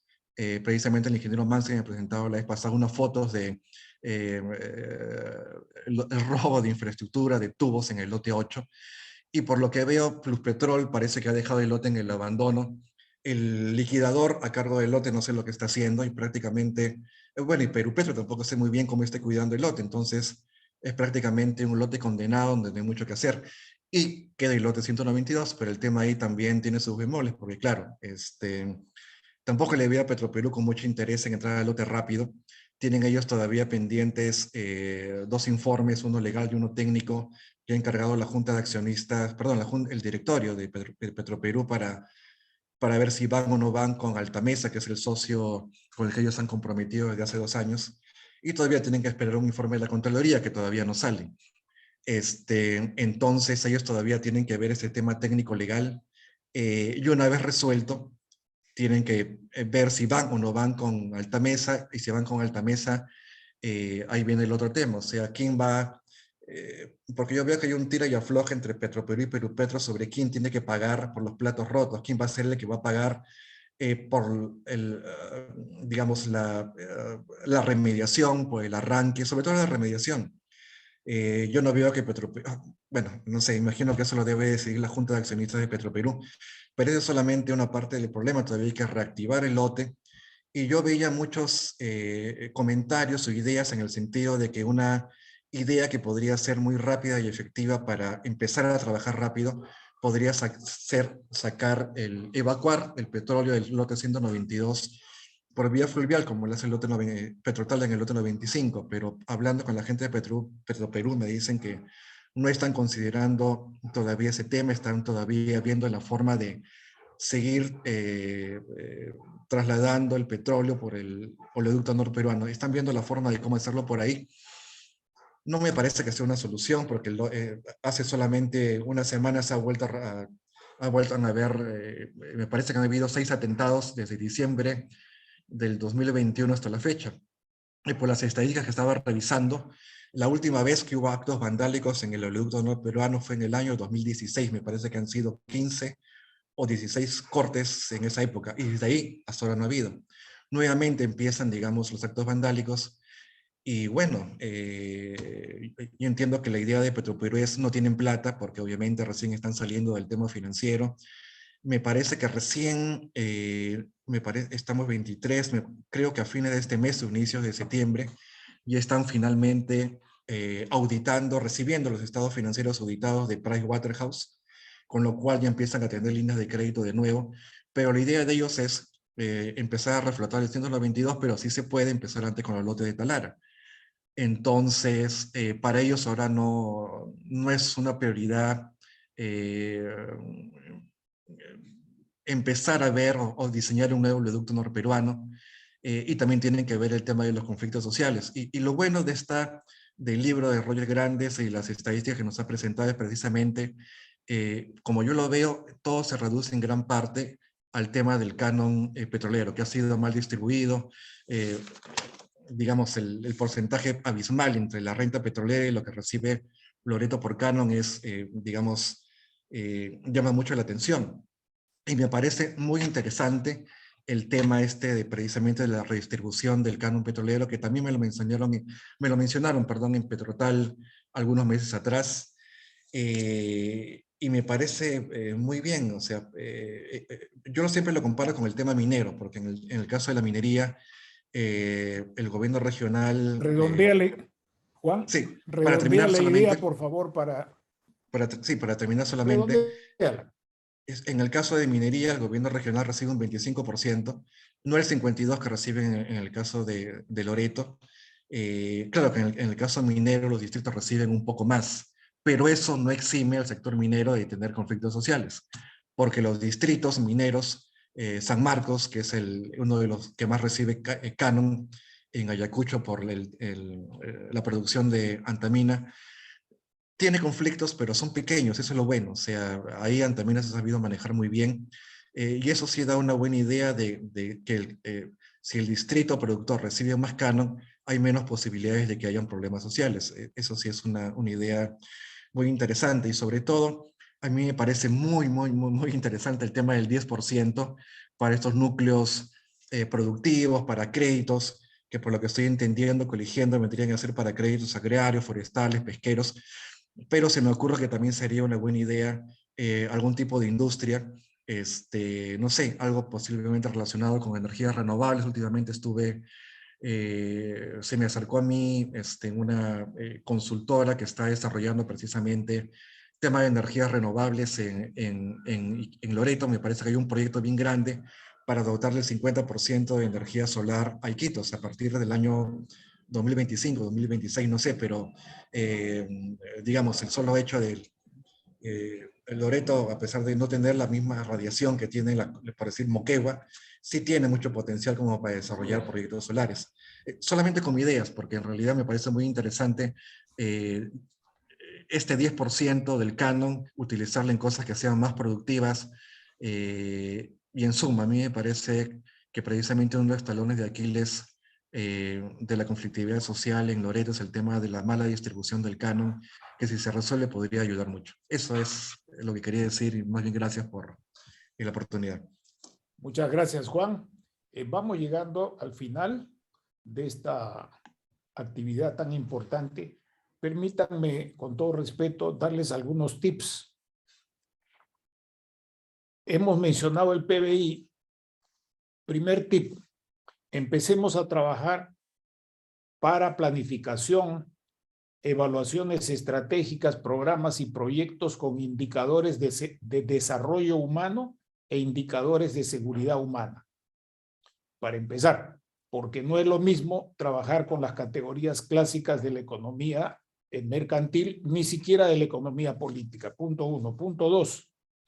Hagamos un poco de memoria. La inversión petrolera del año que empieza a discutirse allá por el año 69-70, yo trabajé en el Instituto Nacional de Planificación y el año 72 incluso estuve asignado al Comité de Desarrollo del Oriente que empezaba a trabajar.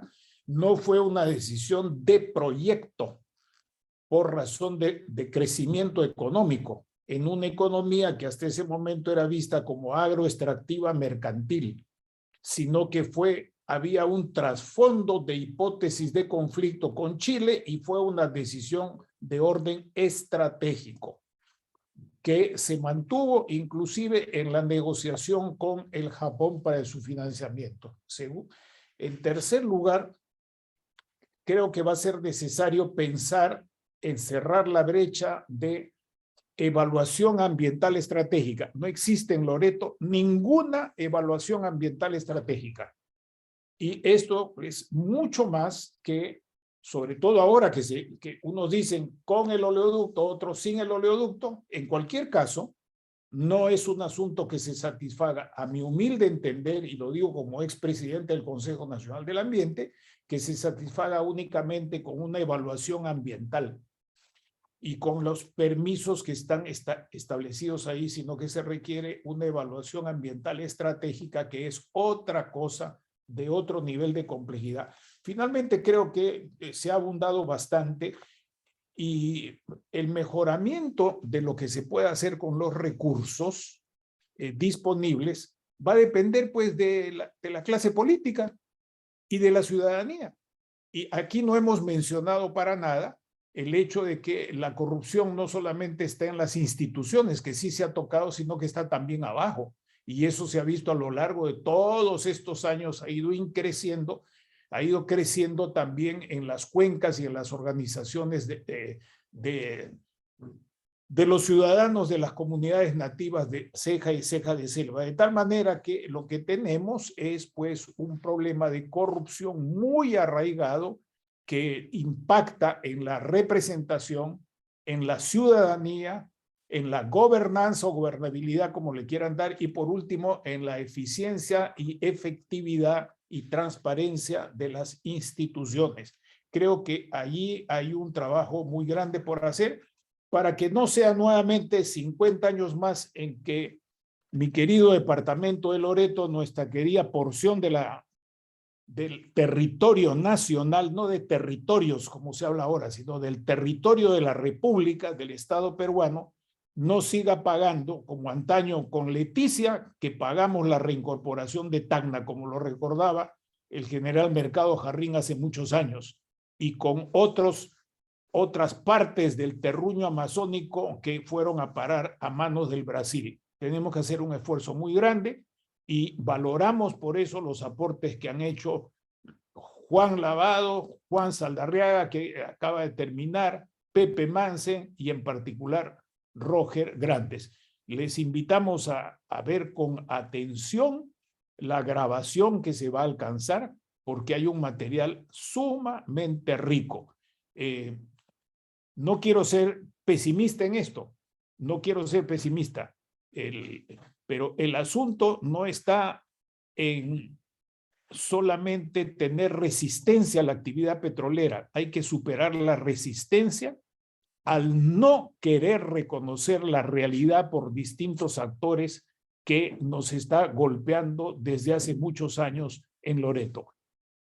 Superemos eso, juntemos esfuerzos y hagamos grupos de trabajo con TESCO, con otras instituciones, para poder ir construyendo ciudadanía de todos los colores, urbana y rural, indígena, mestiza, ribereña, de blancos, de lo que haya. Loreto es una tierra de un alto mestizaje, no solamente con indígenas, sino un alto mestizaje con poblaciones que han ido llegando desde otras partes del mundo. Eso ha sido así siempre. Muchísimas gracias, Roger, en particular a ti por este esfuerzo grande, importante que estás haciendo, y gracias a DESCO por dar este auspicio y darnos este alojamiento muy importante. A mí me alegra mucho porque en lo personal, y termino con esto, con una cuita personal, he conocido el nacimiento de DESCO, que es la transformación del Instituto de Promoción Humana, primero en un Instituto de Desarrollo Comunitario y luego propiamente en DESCO, y algunos de los documentos iniciales del año 64 y 65, tuve ocasión también de leerlos cuando estaba ahí Federico Velarde Valdivia y otros amigos ya fallecidos, pero por quienes guardamos un respeto y una memoria, así como con quienes dan continuidad a este proyecto tan importante en la República del Perú que se llama DESCO. Muchas gracias y un fuerte abrazo.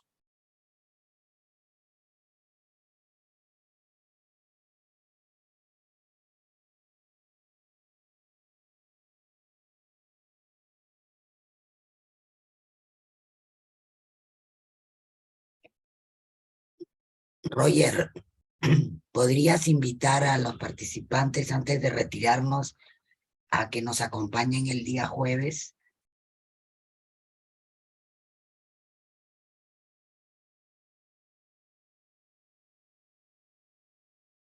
No tienes audio. Sí, puede activar. Que lo haga Roger, efectivamente. Me emocioné y se me escapó esa invitación. El Banco Central reserva la memoria, el Banco Central reserva el año 75, 76.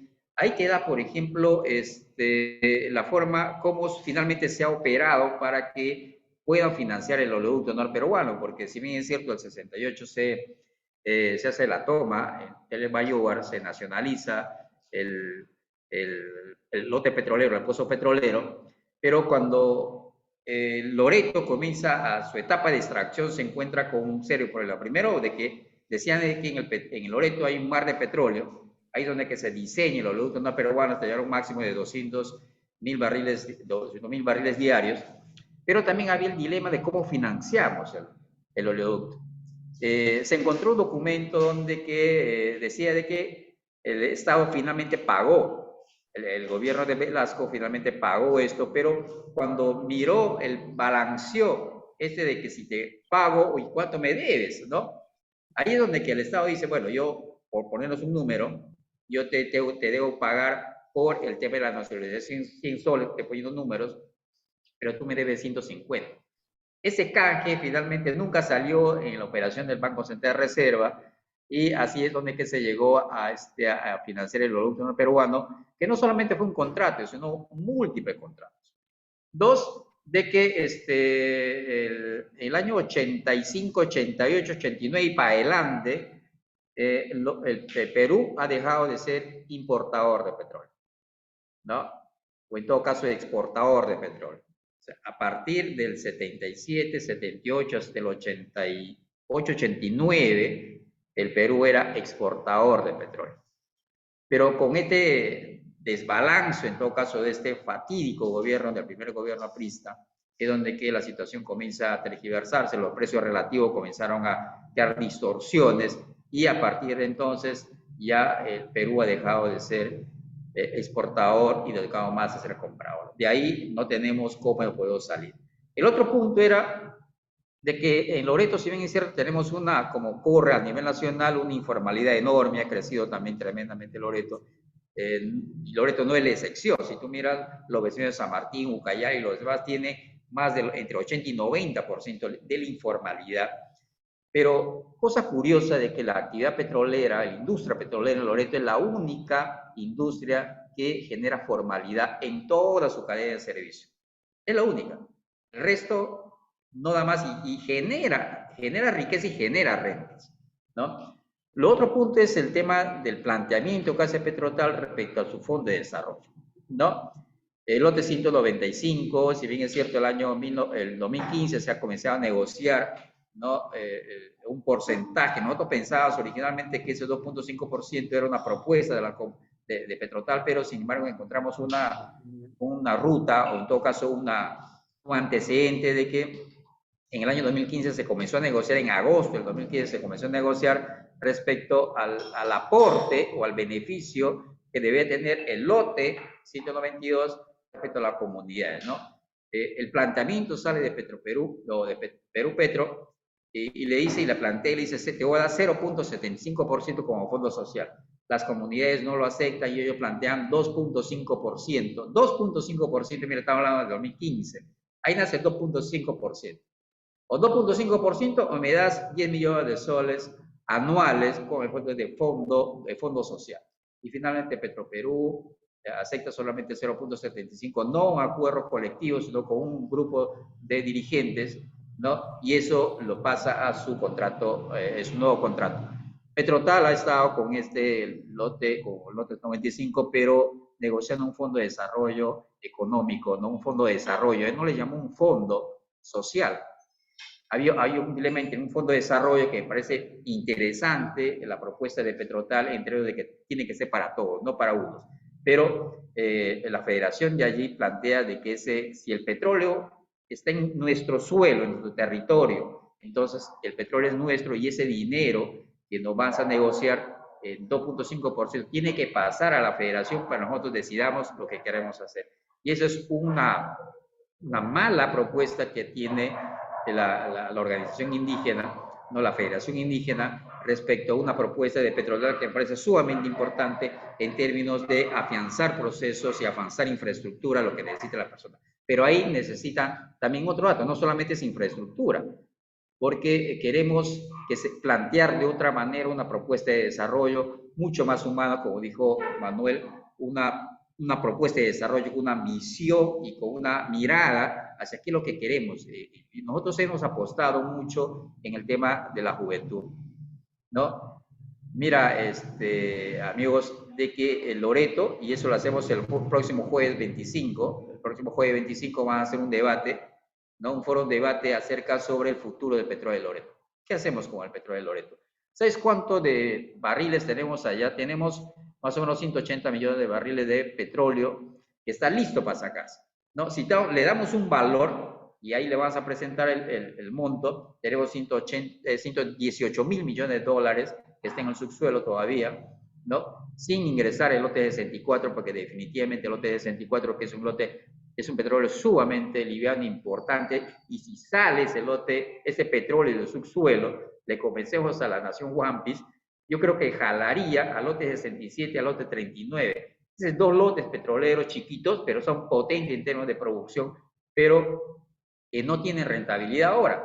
Y ahora se tiene un problema con la ley PIAS y toda esta comunidad que está comenzando a crearse, que probablemente también la agarra el lote 95. Entonces, el próximo jueves vamos a comenzar a debatir, yo lo voy a presentar 5 minutos los números, cuánto es la cantidad de petróleo que tenemos en subsuelo y qué hacemos.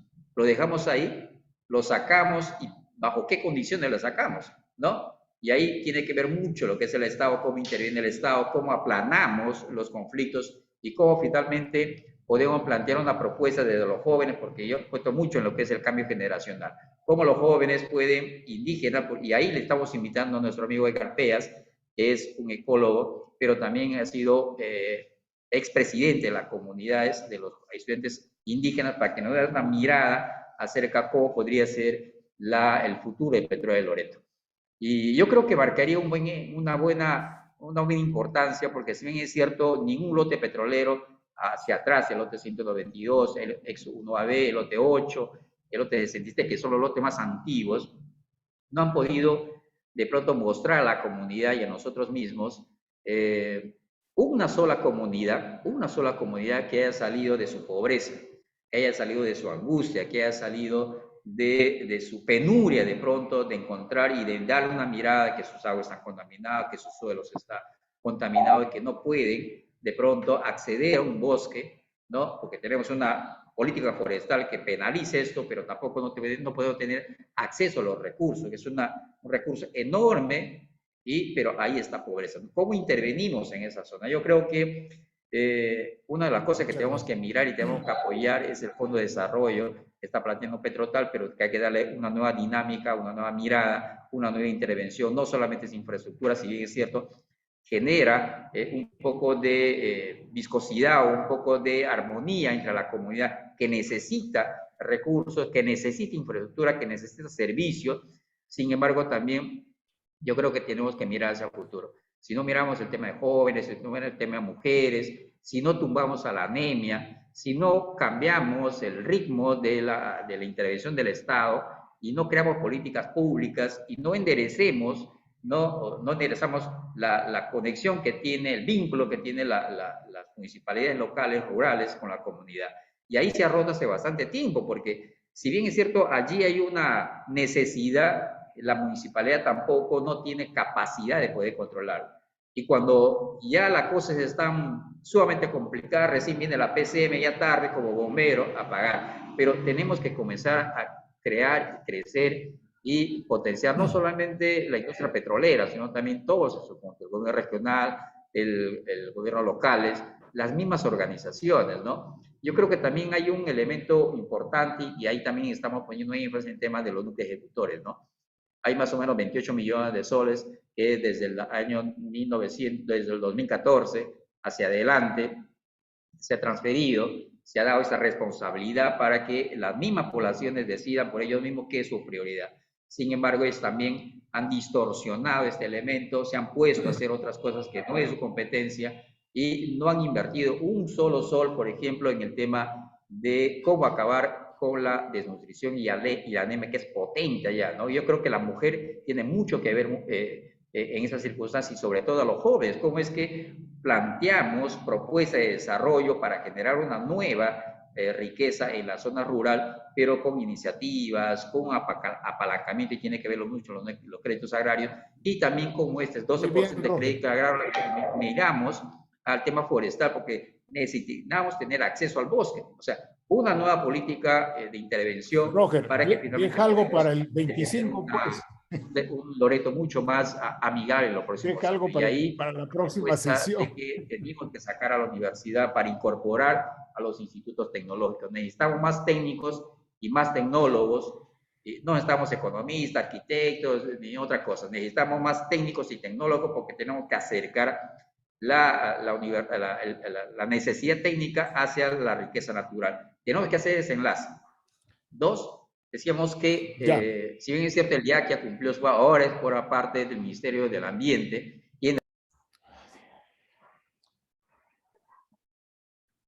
Muchas gracias, Roger. Déjanos algo para el día 25. Ahora te agradezco, se apagó tu micro.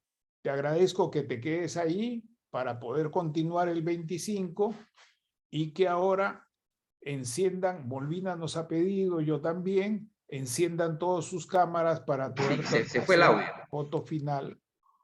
Entonces, sí. eso es lo que planteamos. Estoy diciendo, Roger. Amigos, Roger, nosotros pidiendo, por favor, vamos a tener un foro el día jueves 25 con acompañamiento de DESCO y espero que estemos ahí. Nosotros el día de mañana estamos distribuyendo el PPT, ¿no?, de nuestro debate y nos está enriqueciendo más porque queremos afinar. Si bien es cierto, el documento está completo, el libro está completo, ahí lo que nos ha contado, nos ha narrado Juan y ustedes, amigo, me va a ayudar mucho más a tener un documento mucho más completo, mucho más fino, mucho más amigable. Son más de 200 páginas del libro Petróleo, con una narrativa mucho más fluida, para que no solamente vaya a una lectura de un economista, porque si bien es cierto, escrito por un economista, pero quiero que nos entienda la población y que este documento se vaya a la zona rural, ¿no? Para que finalmente pongamos en debate una masa crítica de población que piense en el futuro de Loreto, ¿no? Yo sé que en algún momento van a salir de la dependencia de la actividad petrolera, pero si decidimos ahora no más actividad petrolera, yo creo que no vas a encontrar, como lo hemos puesto en el documento también, una economía mucho más recesiva que hemos tenido ahora, ¿no? Que hemos comenzado a descender de la década del 80, no hemos logrado superar y seguimos con una tendencia decreciente. Este es el planteamiento que tenemos y la construcción de este documento siempre va a ser mucho más dinámica en el entendido de que podemos tener un debate rico, enriquecedor y sobre todo aleccionador en una industria petrolera que, si bien es cierta con nosotros, 51 años, sin embargo nos ha causado muchos problemas, ¿no? Gracias, Roger. El flyer, vamos a la continuar, propuesta del libro, por vamos ejemplo, a continuar pasado una mañana, torre petrolera que derrame agua, porque finalmente tenemos el 90% de agua que sale de la actividad petrolera. No les escucho muy bien, tenemos un problema de audio acá, pero les invito para el día 25, no, el jueves 25 de la misma hora, porque ahí va a estar también Dara, va a estar Manolo, va a estar Gonzalo Marzá, va a estar Edgar Peas, vamos a debatir y yo lo voy a mostrar solamente en 5 minutos números y el resto, el resto del tiempo, ¿no? 1 hora 40 minutos vamos a hacer un debate acerca sobre el futuro de Petróleo Loreto, que luego, de repente, en los próximos 15 días vamos a sacar un documento desde perspectiva para que la población, se difunde la población y hagamos un debate respecto a este tema. Correcto.